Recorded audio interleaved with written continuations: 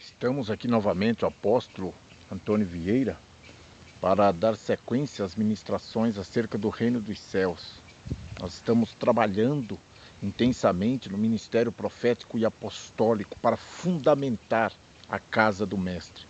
Quero seguir falando sobre o termo igreja, termo pagão, termo completamente acumulado de significados os mais variados de uma religião.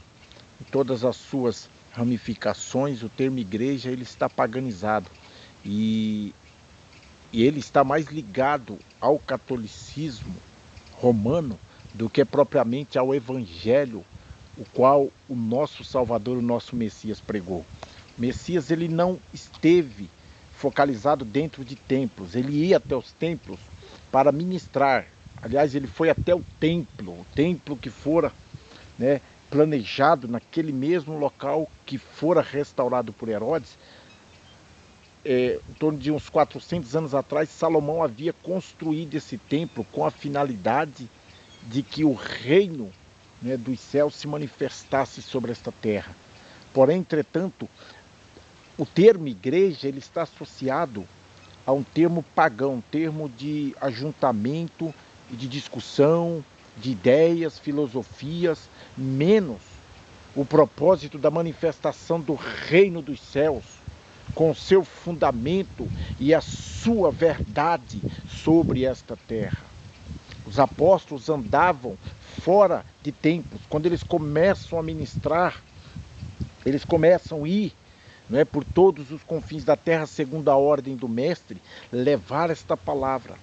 O mestre não ordenou que eles fossem edificar o templo. Contra o templo, o mestre profetizou que não ficaria pedra sobre pedra, ou seja, hierarquia de homens sobre homens, bem como um prédio físico que venha abrigar pessoas em torno de um soberano, de um líder máximo que venha controlar e ditar regras e preceitos humanos sobre a vida das pessoas.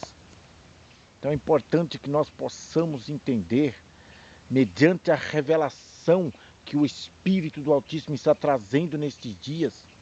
Ele tem usado pessoas das mais variadas categorias e formação. Essas pessoas estão sendo levantadas para ministrar, para inserir vídeos no YouTube. Estão sendo ensinadas a instruir o povo no propósito real e verdadeiro que o Mestre Salvador veio trazer sobre esta terra. É importante, neste contexto de conhecermos o fundamento da igreja, conhecermos primeiro o que não é igreja. Eu disse no outro vídeo acerca desse paganismo que se formou em torno do termo igreja. E desde o catolicismo romano, depois com o protesto de Lutero em 1500, esse sistema organizacional de um sacerdote, no caso do catolicismo o Papa, controlar todo um sistema organizado em torno de preceitos, conteúdos, doutrinas e ensinos que fogem aos princípios das Escrituras, ele vai ganhar força, esse sistema, também com as igrejas protestantes. Lutero, ele foi seguido por uma imensidão de pessoas que, com a morte de Lutero, elas continuaram dentro dos prédios. Aliás, Lutero, ele já estava dentro dos prédios. Lutero, ele vivia também dentro dos prédios e das sinagogas católicas. E quando ele morre, os seguidores dele que estavam na Alemanha e por todo o Império Romano, pessoas que já aderiam aos ensinos de Lutero, por exemplo, na Suécia, João Calvino foi um outro grande protestante na sua geração, juntamente com Lutero, eles foram seguidos por multidões que iam continuar dentro desses prédios, mas com agora um entendimento esclarecido acerca daquele pesado jugo das indulgências que não caberia dentro dos ensinos de Lutero e de João Calvino. Então, outros prédios foram construídos, já com líderes instruindo o povo naquele ensino, né, revolucionário de Lutero. Então, houve uma mudança sim, houve sim um crescimento em torno de voltar ou buscar os princípios verdadeiros das Escrituras, mas não houve uma volta plena e total ao fundamento da comunidade primitiva, porque as pessoas continuaram dentro de prédios, houve a manutenção da hierarquia. Por exemplo, Lutero já não via o Papa como um pontífice máximo, mas ele valorizava o papel dos sacerdotes como tendo a palavra final. Então, continuou-se o sistema de pastores liderando o povo. Lutero não buscou o fundamento dos apóstolos, Lutero não pregou sobre os apóstolos e não buscou a restauração ministerial dos apóstolos. Se ele entendesse isso, ele poderia ter recebido a autoridade e a unção apostólica direta do Espírito e revolucionar plenamente os conteúdos e os fundamentos originais que os apóstolos ensinaram e que o Messias lhes designou e lhes consagrou para ministrar. Então nós precisamos entender isso, porque hoje nós estamos tão atrelados, tão apegados a prédios e a sistemas e a pastores.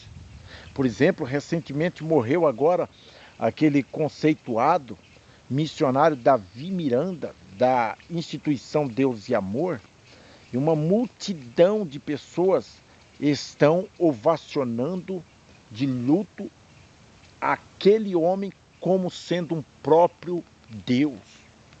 Alguém disse, um dos discípulos desse homem, que era o eterno nos céus e Davi Miranda na terra. Outro, por exemplo, disse que nunca mais haveria um homem como esse, em termos de vida e conduta espiritual. Agora veja, o homem, ele está inserido dentro do conteúdo e do contexto da maçonaria.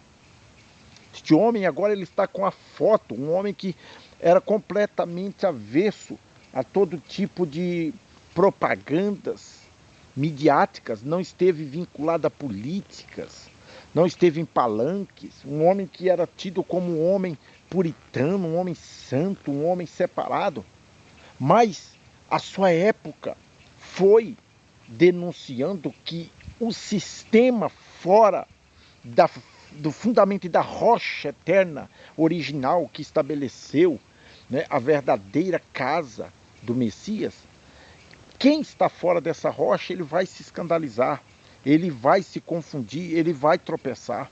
E foi o caso. Se vinculou à maçonaria agora ultimamente, juntamente com o Marcos Feliciano, que já é outro bem bombardeado sobre isso, e R.R. Soares, que nós temos vídeos sobre esses homens, Bispo Macedo e outros, muitos, que estão aí dominando multidões, o próprio Valdomiro Santiago, né, o cowboy gospel.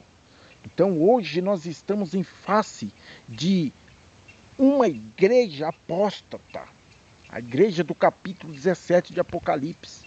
O versículo 2 diz que ela contaminou os reis da terra com o cálice da sua prostituição. Hoje está inserido no contexto político e administrativo no mundo inteiro, muito mais na Europa, com as igrejas tradicionais da Europa, anglicanas, presbiterianas, igrejas luteranas, estão completamente vinculadas aos reis da terra, completamente vinculados à politicagem, à exploração, à escravidão.